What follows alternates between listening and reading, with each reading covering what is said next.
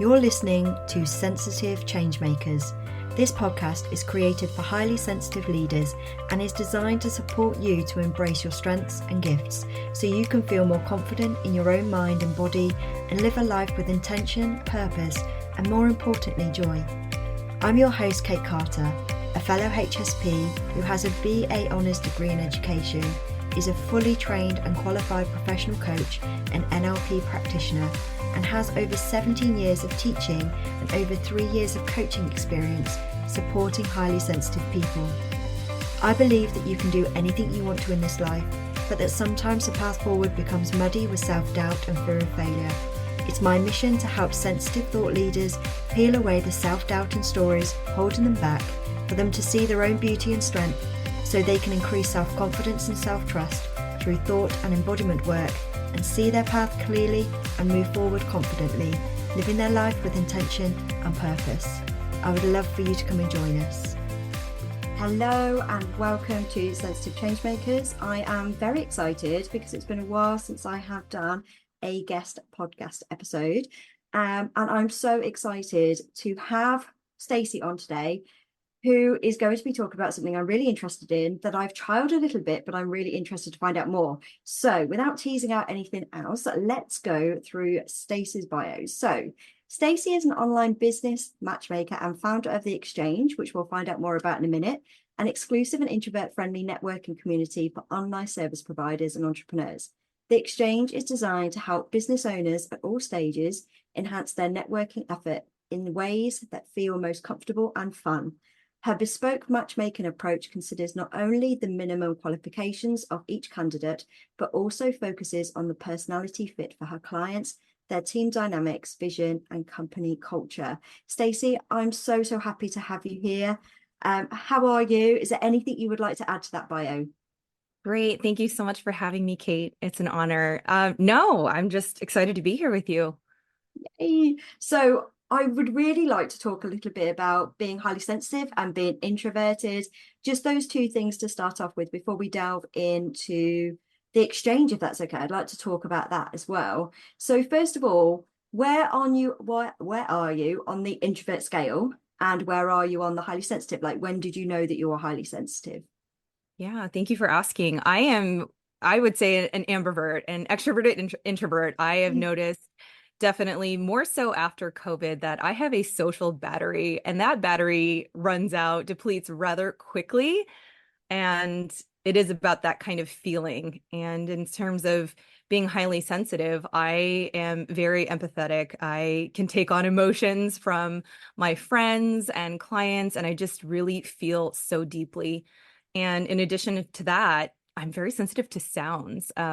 The sound of somebody chewing, even my husband's a loud chewer, and sometimes I'm looking over like, could you do that? Softly? Is that possible?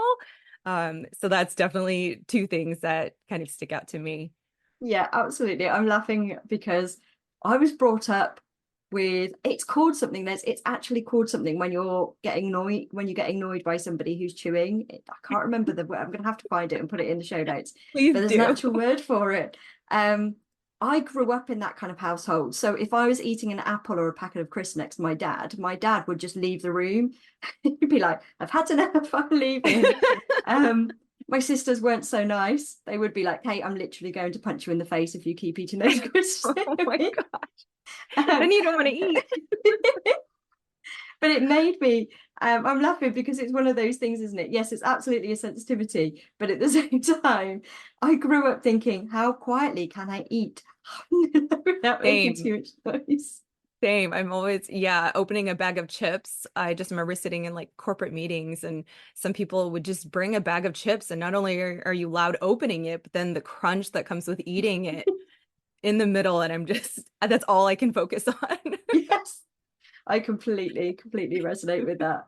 So I would love to talk a little bit about your business and the community, the exchange. Can you just kind of expand on that? What is it? What made you do it? What's it encompass? Yeah. Oh my gosh. So many things. Well, the exchange was really born from just my love of building connections. I kept on doing that. As soon as I became an entrepreneur, what I took from my corporate background in sales is I I guess I developed the gift of gab, and I had a lot of training around it as well, written, verbal, in person. And when you're thrown into that, that's something that you just end up doing naturally. So when I became an entrepreneur, that was something I was doing inside of communities, and then I was managing communities, and people weren't connecting. So I thought to myself, well, how do I do that for people? How do I bring them together? Because they deserve to know one another. And it brings me so much joy when I can. And when they come back to me and say, Stacy, you were right. This person's awesome. That makes me so happy. And I love it. So now I said, well, if I could create a community that is focused on that, let's sharpen our skills, increase our self-awareness to build stronger connections that help us in our business, boost our business, teach us things. I really do think business is a whole lot sweeter when you have the right people by your side. Absolutely. And do you think, going into kind of the sensitive qualities here, do you feel that because you have that empathetic nature, that you are able to understand, like, that person needs this kind of person? They would work really well together. They would complement each other really well. Do you feel that that comes quite naturally to you? Yes, absolutely. In fact, on my intake form, I love doing coffee chats. I'm over 100 now at this point, and I keep a digital Rolodex of everyone I connect with. On my intake form, I ask, I I want to be respectful of your energy going into this. What do you identify as? Are you an introvert? Are you an extrovert? Are you an ambivert like me? Because then I'm able to kind of change my energy for them as well. I think that's so important. And, it's kind of like the Cliff's notes of how the call is going to be and that energy. And then when I'm making a connection, I keep that in mind as well. And that's a big part of the matchmaking, if you will, as well. Yeah. So really kind of having that respect, not only of your own energy, which I know we're going to talk about, but also the other person's energy and how they're best going to, I suppose, work and connect with other people in that environment. Yeah, definitely. Wow. So where did, I know you were talking there that you used to have like a sales background. What made you jump from kind of sales into being an entrepreneur? That's a great question. I love multiple things. I did love sales. I really did. But what I loved so much about sales was the relationship I got to build with my clients and having repeat clients and just knowing them so deeply and knowing what their needs are and being able to kind of serve them. That was the most fun for me. It was stressful. It was really stressful to the point where I knew I couldn't do it for the rest of my life. And I wanted a way to be free and figure out what fills my cup the most. Hmm. And these relationships that I've built and, becoming an entrepreneur, I started off actually as a freelance copywriter. And that's still building a relationship with my client, understanding them to the point where I could write like them and take on their tone of voice, all of those things. That was the most fun. So that's really why I did it. It filled my cup more than anything I've ever done, and I'm still getting to do that by having coffee chats with people and building different kinds of connections personally and professionally. Yeah, I love that. And I think it's really a unique sort of take on it as well, because I know a lot of people that I've spoken to. I don't think I've got, maybe I am into 100. I haven't noted all mine down. I really should do. Yeah. Um, but the majority of people I speak to are either introverted or highly sensitive. I think I just attract those kind of people because I am one. Um, but I know that the idea of sales and selling and things like that would be one of the things that would put them off the most. So it's really interesting to hear you talking about sales and actually what you really loved about it, which was the connection that you had with people. Because I think often people see sales as just kind of tacky and things that, things that you say that you don't mean, or there's kind of no Right. authenticity there. But actually what you're saying is it's really genuine and authentic. It can be if you are.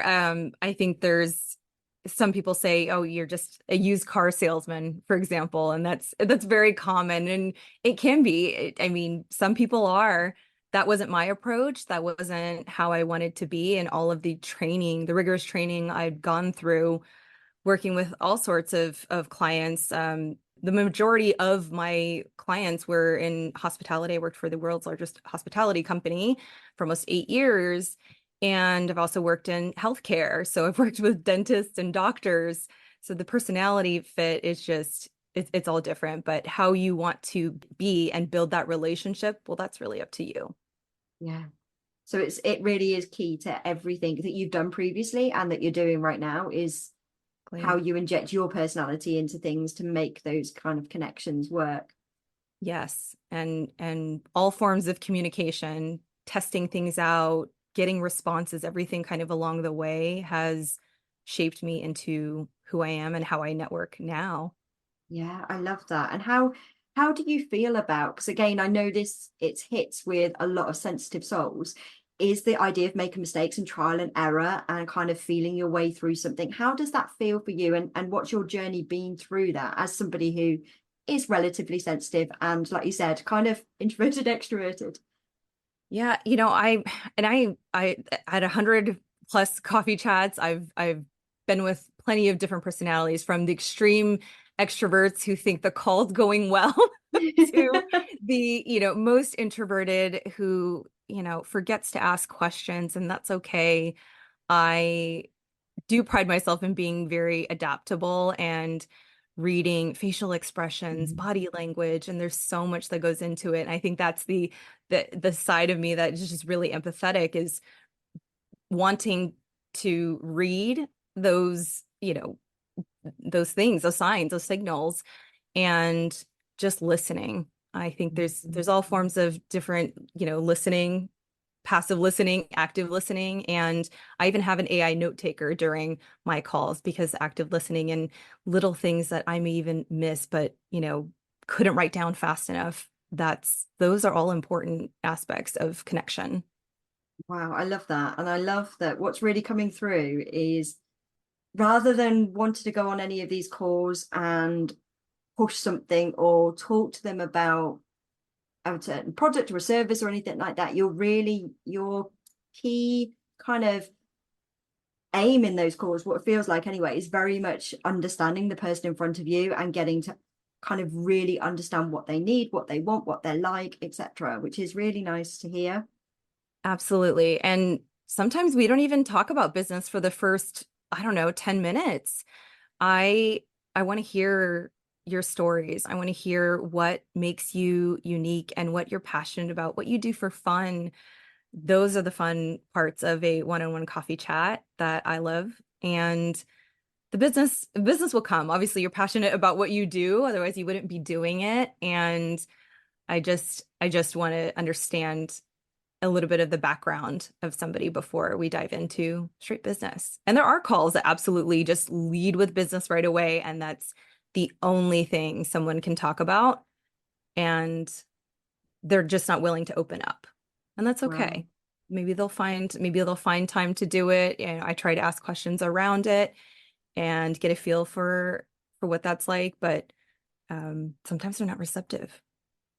Yeah. Yeah, I absolutely resonate with that one. I think I know when I first started my business, I wanted to have like a real clear like framework of these are the steps. These are what we go through every single time. And like, I've realized I'm going into my fifth year now that it just doesn't work like that, that every single person Yeah. is different. And the steps, there may be like a vague overall, but generally what one person needs is very different to what somebody else needs. So I love that you've got that awareness.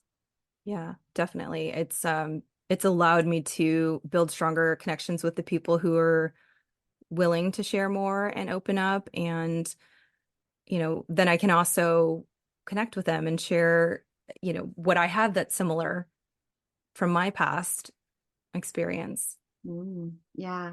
And so when you've got going back to kind of the exchange, so obviously having lots of different sort of coffee calls, I can imagine you have lots of people wanting to kind of get involved in the exchange or finding out more about what you do. So just in a nutshell, if anybody was listening for like a child's brain almost, where do Yeah, you take the people who come into the exchange and what transformation or what journey do you take them on? absolutely. Thank you for asking that. It is, all genders are welcome, first of all. It's not just for women. I wanted to create a space where whether you're introverted, as we mentioned before, or the ambitiously extroverted, that there was a place for you to kind of coexist. And I like to think of it as the charm school of networking. I love the movie A League of Their Own. If you've ever seen that movie with Yes. Tom Hanks. Okay, so you remember the charm school where they're going through everything, and that is a way to kind of enhance your skills. I think that people network or feel comfortable networking in different ways, and the way I network is not the same way I expect other people to network. Maybe you like speed networking because you're more extroverted. You like that gift of gab conversation and you want it quick. Or you're introverted and you need small group discussions and that sort of thing.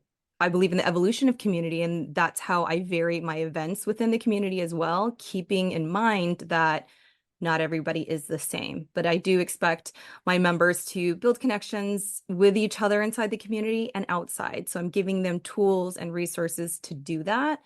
Um, but ultimately, if you're in a place where you value connections, you see that there are so many opportunities just by having one or two connections and being open to meeting people, even if they do exactly what you do. I have a lot of copywriter friends, and we don't work with the same clients. We never did. And what we like to write is different. So I think it's just the openness part of it and being willing to show up, because there is also a 6-month commitment in my community. You join, and I don't want you to miss out on a connection because, you know, Jane Smith left last month.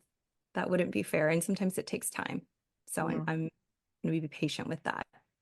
I love that. I think it's so good to hear somebody normalizing, especially in the online space, especially in the entrepreneur space, things taking time and that being okay, like normalizing not having overnight success in any way, shape, or form, prioritizing connection, prioritizing networking or whatever way works for you. I love that. Yeah, I think that's so important.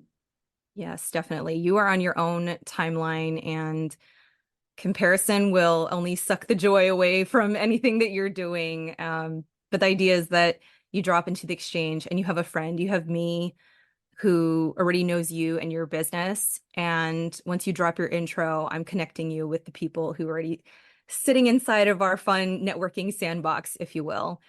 The idea is that I want to encourage more productive ways to connect. Yeah, I absolutely, I think that's fantastic.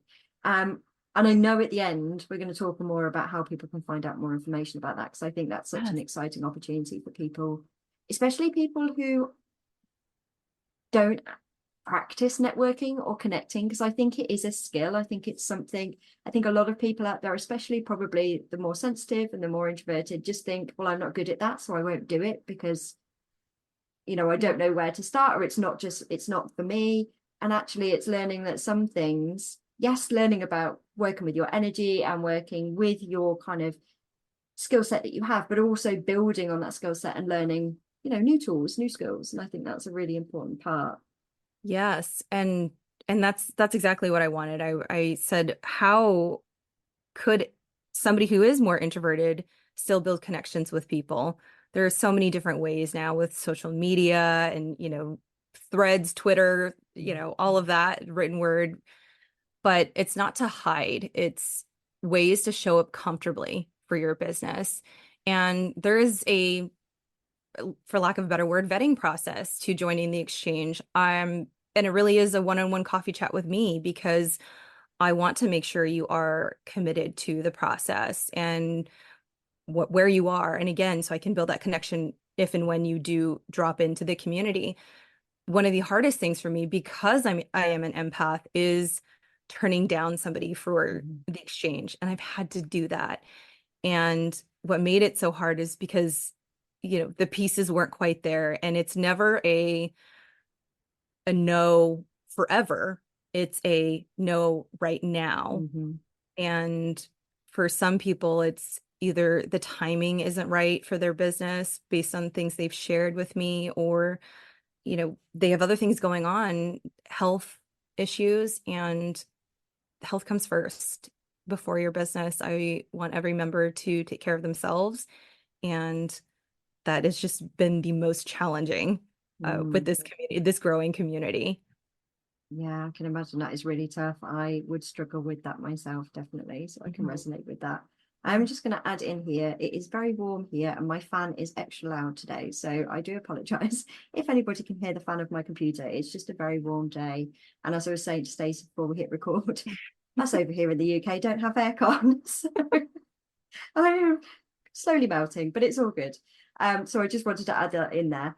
What I would really like to kind of just delve into a little bit deeper is we've spoken quite a lot about the exchange and how you help other people. What I'm really interested to hear is how you help yourself in the kind of back end of your business, how you protect your own energy and what you have found that works for you.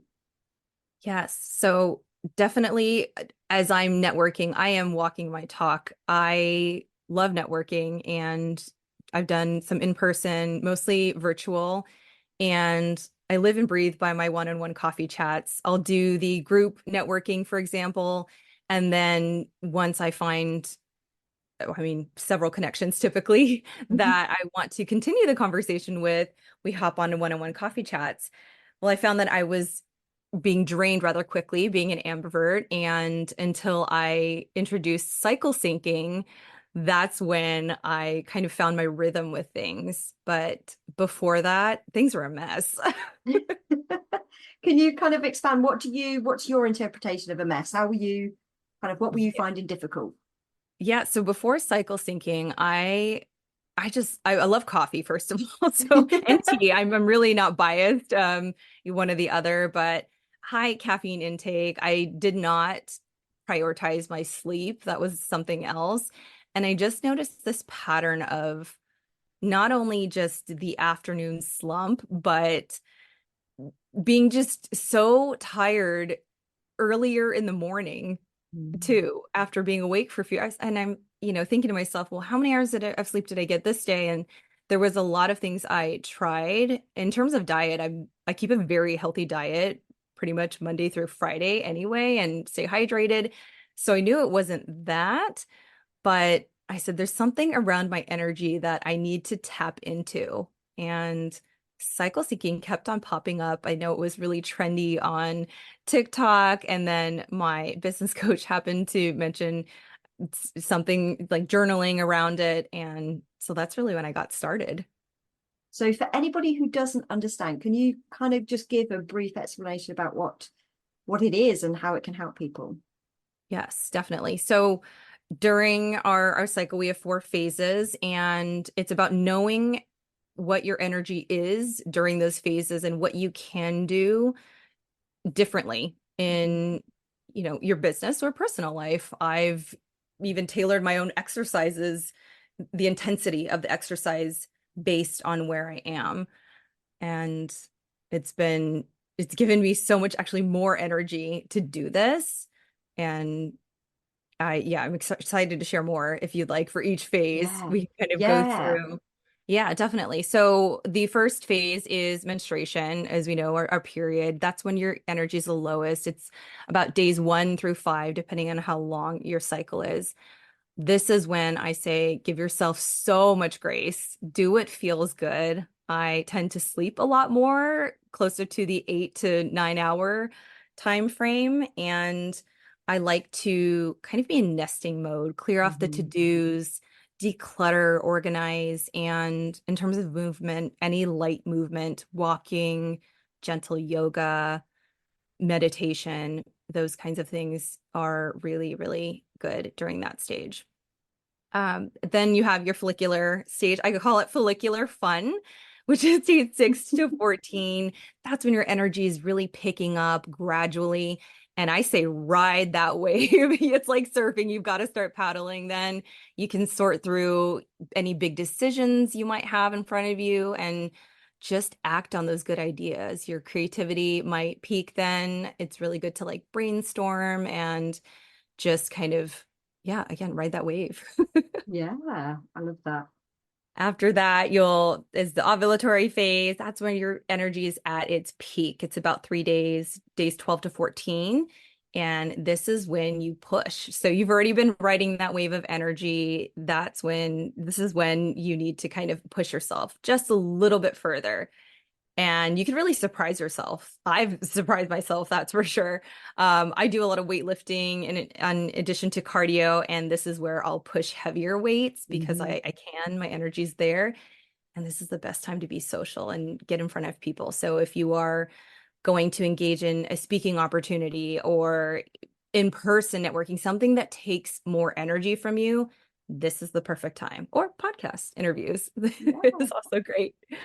After that, this is the worst for me. I feel like the luteal phase. I call it low energy luteal, days 15 through 28 or 30s, depending on your cycle. But your hormones dip, you tend to have more of a negative mindset. Things are just not great. This is where you should yourself. The imposter syndrome sets in. I made a promise to my business coach that I would not make decisions around this time. And it's true. I really shouldn't. I shouldn't be trusted to make any decisions, let alone, what I'm going to eat that day is hard enough. You'll also sleep more around this time. And again, more easy movements, walking, get some sun and that sort of thing. But that's my least favorite, I guess I should say, more so even than menstruation, because it's so hard to be hard on yourself at that time, especially in business. Absolutely. And I think obviously I don't have all of that. When you were talking about strength training, I do the same. And I notice, I think it's because it's such a physical movement. And I am trying to increase my weights as I go. And I do absolutely notice that back end just before menstruation, just before the period. I went to the gym this week and I am in my final phase, which is probably not the best time to be doing a podcast if I go with my energy levels. But I went to the gym this week and I came home and I was really I was a little bit gutted. I was proud of myself that I went because I really didn't want to go. I was having one of those times where I was just, I really don't want to go. And I normally do about 45 sort of an hour, depending on. And I just managed, I got to about half an hour and I was like, I am done.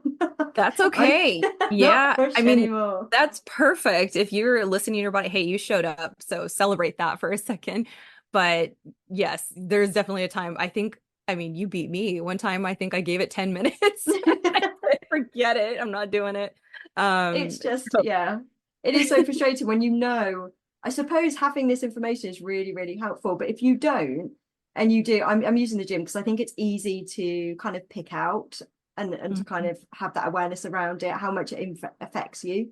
But I know that I was really, a couple of weeks ago, I was like, oh, I'm on top of the world. Like I am pushing. I went up on a couple of weights. I was like, I'm great. And then this week kind of sliding down and going, oh my God, I'm struggling to kind of push a weight that I pushed last week or a couple of weeks ago. It just makes you realize that actually you're not going backwards. You're not at fault or you're not kind of broken. It's okay. It's just how your energy works.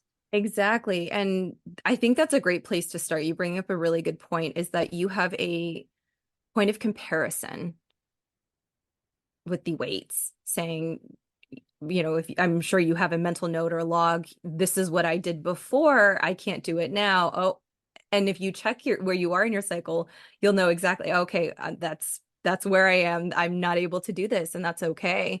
So that's also a really good time when you're luteal to give yourself grace, not only just when you're menstruating, but luteal for sure. I did my husband a solid. I gave him, I don't know if I had mentioned this before, but I gave him actually on our calendar, we have a shared calendar. He has the dates of what's happening, where I am in my cycle.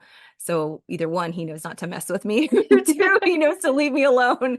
But I actually have this written as follicular fun, for example, and then I will adjust the days based on what I know, because I have tracked my cycle actually for the better part of, 2 years, really, for our kind of fertility journey. So I had that information, and it's great to have. If you use an app already, you can probably tap into cycle syncing rather quickly and learn your energy that comes with it. So you can start riding that wave. Grab a surfboard. Yeah. My California reference. I love that. And I know that I've got one. I don't know. I did used to have one. The one that I've got now is called Flow. Okay. Yeah, that's a good one. And I've been using that one for a while, but I'm at the stage, and this was a question, I'm not sure whether you'd be able to answer it. I'm 42, so I feel like I'm getting into, I pretty sure getting into perimenopause kind of idea. Perimenopause. Yeah. So Mhm. cycles aren't quite like they were, they're a little bit That out. makes sense.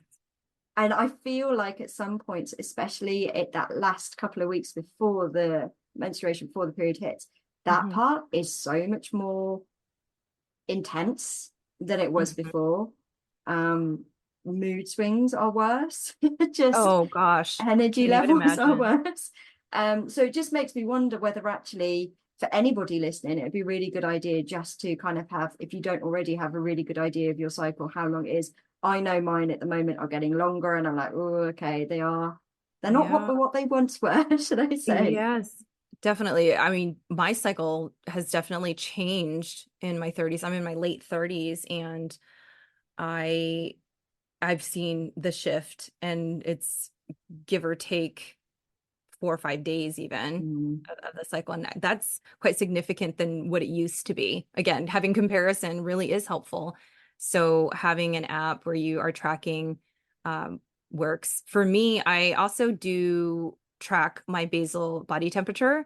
mm. So body temperature, especially for you going through that kind of change to see, I think the temperature is even more accurate than just having an app and saying, oh, I started on this day, I ended on this day, because I personally have seen the kind of dip and I can pinpoint, oh, today's going to be the day where it's coming. And I've never been able to track so accurately before without doing a temperature check. Yeah. Like, for example, I don't know if you resonate with this as well. The last couple of days, I haven't looked at my app so much. I knew just intuitively where I was. And I was like, one of the reasons I knew is because I've been absolutely starving for the Oh, last few days. yeah. Like, Appetite I'm like, I increase. yeah, cannot stop eating. I'm having to walk away from the kitchen. So I'm like, hey, you have actually had enough food today. I promise you, you've had enough. Bottomless pit. I love it. Oh, yeah. And I know too that the cravings around, luteal phase is it's real. The whole PMS, all of that. Hormones are a gift and a curse, I guess, at the same time. Absolutely. And I know Yeah, that we've been talking more about the physical body here, but how do you feel that it's really benefited you and your business behind the scenes? absolutely. My coffee chats, my goodness, that is the one thing that I think has changed the game for me is I used to have my calendar just wide open for anyone to book a one-on-one coffee chat with me. And I mean, I think during my follicular phase, I'm thinking, sure, that's a great idea. Everybody should come book with me. But then I realized I couldn't show up when I was luteal and especially, during my cycle. So I now avoid altogether those two phases. And that has allowed me to give more of myself to my coffee chats, but also I limit the amount I have each day during my actual availability. So paying close attention to my energy has really been helpful in getting enough sleep, the hydration, all of that. But just how available I am to clients or just new connections, I can still show up and make them. It's just, I know that if I want to show up and be my best and give into the conversation, it's not going to happen when I'm luteal or menstruating for sure. So that has definitely been a changer. Same with client calls, speed networking, of course. I could not do that. It's just, Mm. I feel so much better not and being really introspective and reflective during those phases instead. Yeah. And I think that's such a wonderful, I'm just going to kind of pick that apart a little bit because I think I always say that everything's on a scale. And I think with something here where we're looking at our energy levels, it's really difficult to know, first of all, where we are on that scale and know when to push and kind of stretch our comfort zone and stretch something that might feel uncomfortable. And then when to know to honor something and actually say, this is something that needs protecting, this is something that needs honoring. And I think you've summed that up really well with what you've been talking about today, like the skill of networking, something there that's when you're kind of just maybe pushing yourself out of your comfort zone a little bit, or just I talk about like it being a bubble and you're kind of just stretching the bubble a little bit. You're not popping it, Yeah. you're just kind of stretching it. And I think that's a great example of that. And then on the flip side, we've got this kind of protecting the energy and really using our body to guide us in what is best for us and honoring that rather than pushing that. Does that make Yeah. sense? Yes, definitely. It's stretching yourself, knowing when to stretch yourself, because the last thing you want is burnout. I've already gone through burnout myself, and it's not fun. You don't want to be there, especially doing something you love so much. And if you're building your business, you love it, that's your baby, and you have to take care of yourself first. And knowing your energy, knowing when you can and want to show up, that's that's just the best feeling, to be able to give into a relationship or give into your business the way you plan to. Yeah. And again, what comes up for me as you're talking about that is the difference between comparing your different phases of your cycle with yourself, if that makes sense. So knowing, yes, I may have been able to, if we use the kind of analogy of the weightlifting, yes, a couple of weeks ago I could have lifted this amount, but this week I can't, and that's okay. Like I've got that comparison, and that's quite a healthy comparison because I know where I am in that, as opposed to comparing yourself to somebody else who may be doing a similar job to you, similar business, and thinking, I'm already thinking of somebody who is a coach who has like 23 clients per month. And I think in my head for so long, I was like, that's what I've got to get to. I've got to get to having that amount of clients. And actually, at the moment, I had, what was it? The last Monday, I had like 3 clients all on a Monday. And I was like, that for me was enough. And that's okay. Does that make sense? So Yes. that kind of just comparison. Yeah. And for me, something I forgot to mention even is social media content. Recording that. I am not recording any face to camera content when I'm moody or just feeling so low energy, down on myself. It's really hard to show up on camera that way too. So that's another great way to compare and know that for, your visibility, that is your part of your reputation as well as a business owner. Um, so I almost would say and encourage, if you wanted to compare how you're feeling at that time, go ahead, try to record something during that time and then compare it to when you are follicular or ovulatory, because the energy might be so different.